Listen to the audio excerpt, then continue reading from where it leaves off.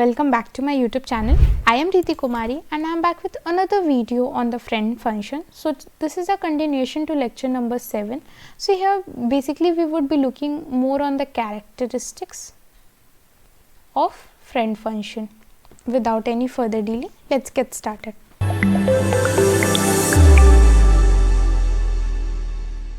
So basically the very first characteristics of friend function is the friend function represents a class friend. As you also can see from this particular name that friend function is someone which represents a class friend. So basically if A is a friend of class B, whenever we use this friend keyword, compiler gets to know that A is a friend of B and vice versa, B is also a friend of A. So the second point is it has access to class protected and private members. Okay, so what does this mean? Consider that I am having two classes A and B. So basically whenever I declare B as a friend of A, what all variables, what all member functions could be accessed by B? So here you can see class protected and private members can be accessed by B. So the third point in this list is class does not include the friend function, but the class definition must include it. Consider that there could be a possibility that this class does not include the friend function, but the class definition must include it. So consider if I am giving a function here and I am like void set data, okay, but I am not giving any definition to this particular function. So whenever I will be giving some definition to this particular function outside my class or anywhere, I should be using the friend function. So basically friend function used to be anywhere, like inside the class member function as well, or if not used inside the member function, we should always mention it inside the data definition or the function definition. So the fourth point in this list is class private information is inaccessible to the non-member function. So basically whenever there is a class and it has some kind of private information, it is inaccessible, like it can't be accessed to the non-member function. So basically a class can have a member function and a non-member function.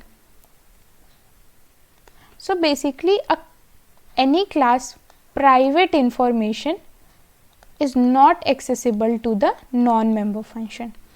The non-member function must occasionally have access to the data. So the non-member function can have access to the data as well. The friend function, which is a non-member function, has access to class private information. So basically see, there are two kinds of function. First is a non-member function and second is a friend function. So basically in these three lines what we are trying to say that there could be a possibility that in a non-member function they might get sometimes private access of data or they might not, but whenever it is a case of friend function they would be having the access to the class private information as well. So basically we have heard three things: member function, non-member function and friend function.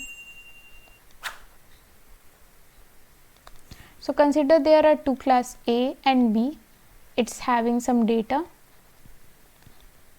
it's having some function. B class having some data, or we can call it as state variable, having some function. Okay, so just taking an example of this.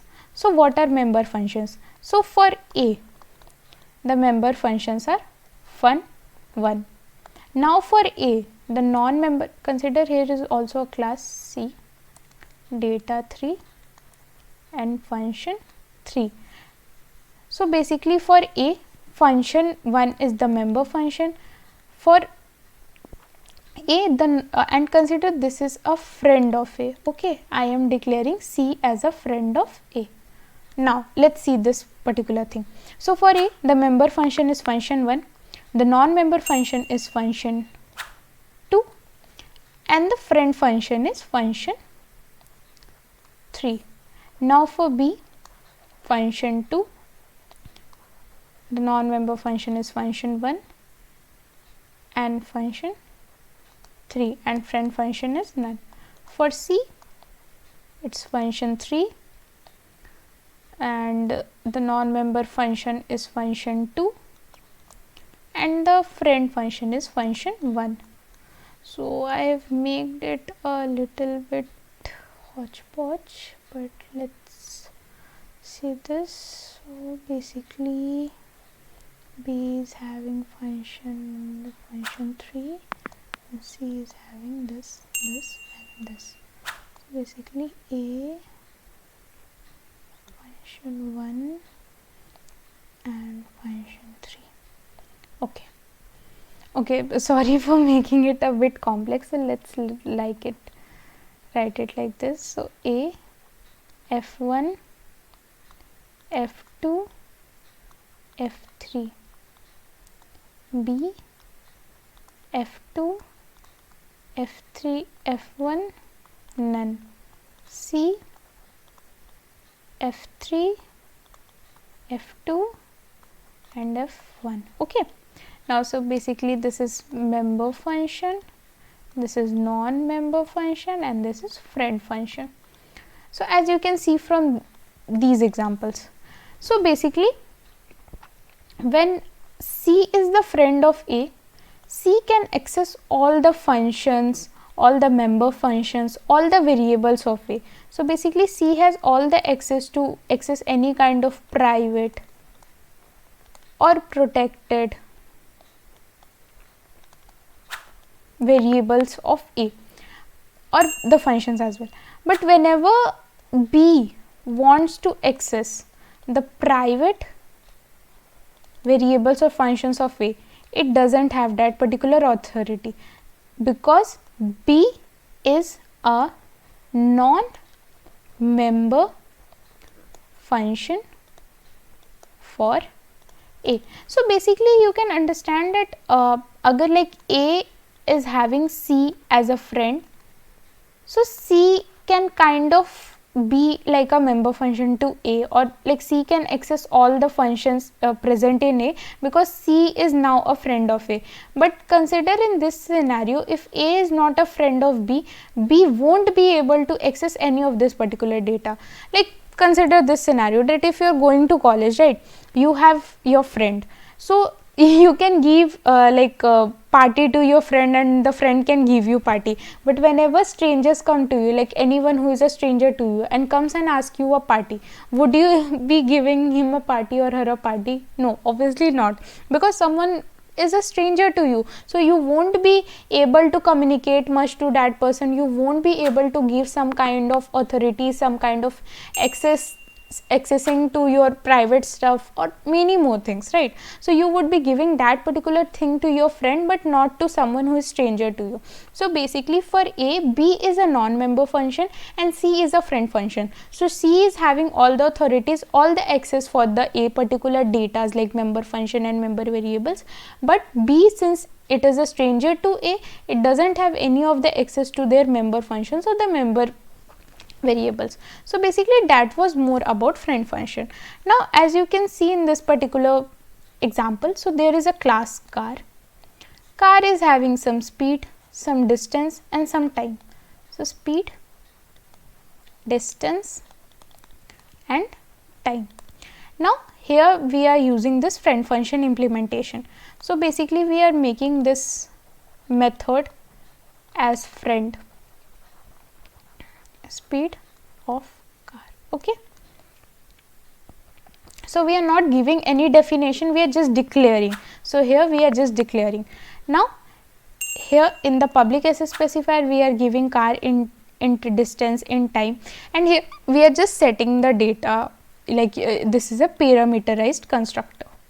So in the parameterized constructor we are giving distance, we are giving time, and here we are setting all the data. Now here we are giving the friend function definition. You have seen the last slide, right, that the class does not include the friend function, but the class definition must include it. So basically here we are giving in the same way we are giving this definition for this particular function where we declared it as friend, int average speed, and here car and return car dot distance car dot time, and here in int main we are calling car C and we are just C out car and average speed. So basically whenever we declare any function as friend, we need to give it explicitly the definition outside the class because it's much needed. And also we can consider a two class example as well where we can use this friend function in a similar way which is being used here. So basically consider you are having a class A, okay.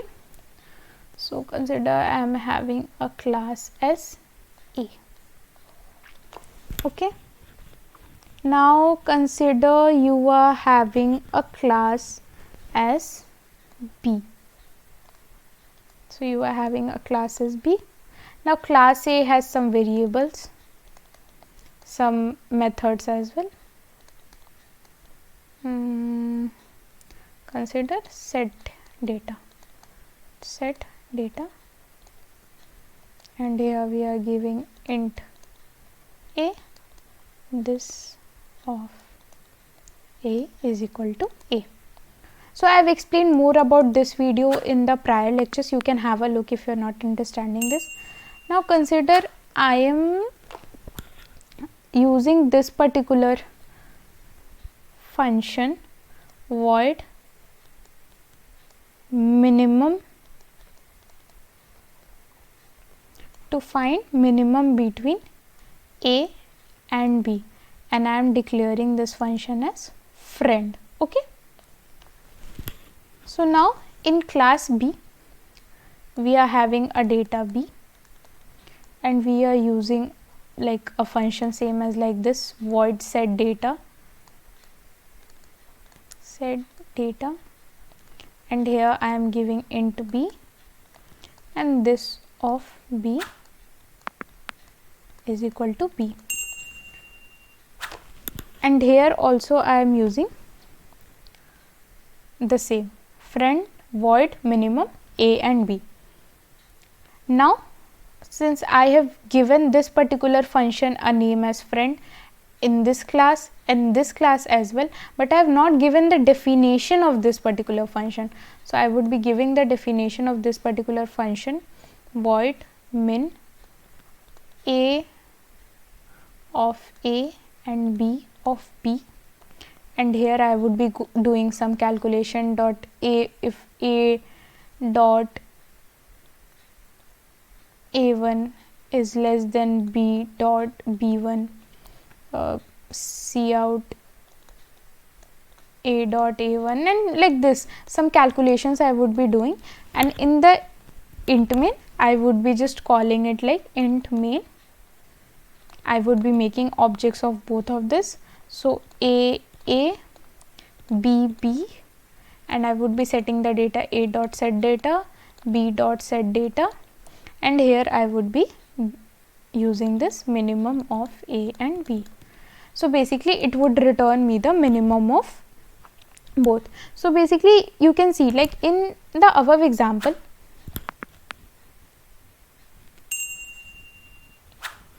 yeah, so basically you can see in this particular example minimum function is a function which is friendly to both the classes, that is A and B, and minimum function can access all the private variables. Like here the minimum function can access all the private variables of A, here the minimum function can also access all the private variables of B.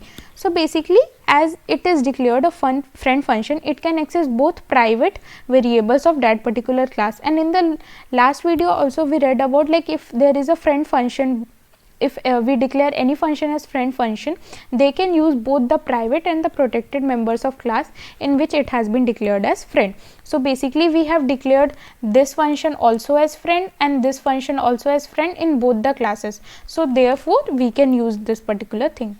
So just to give you a short overview, so basically what we did is we made two classes A and B. Here we use this minimum of A and B, and we declared it as friend. Here also we use this minimum function of A and B, and here also we declared it as friend. Now after this both the classes, we give the definition of this particular function minimum, A of A, B of B, and we use the variables of this particular function. Consider data 1 which were private to it, and this particular function as well, data 2, which were private to it, to do some kind of calculation to calculate the minimum value. So basically we can use the friend function in this way, so that we can access the private members and functions of the function where friend function is being declared. So we can use the private and protected variables, or we can call the state variables of the class where friend function is being called. So this is more about friend function. Here also we can see that here friend function is being declared, like a function is declared at friend function, and we are giving the definition of this friend function here, and using this friend function we can use the distance and time which are private to this particular class.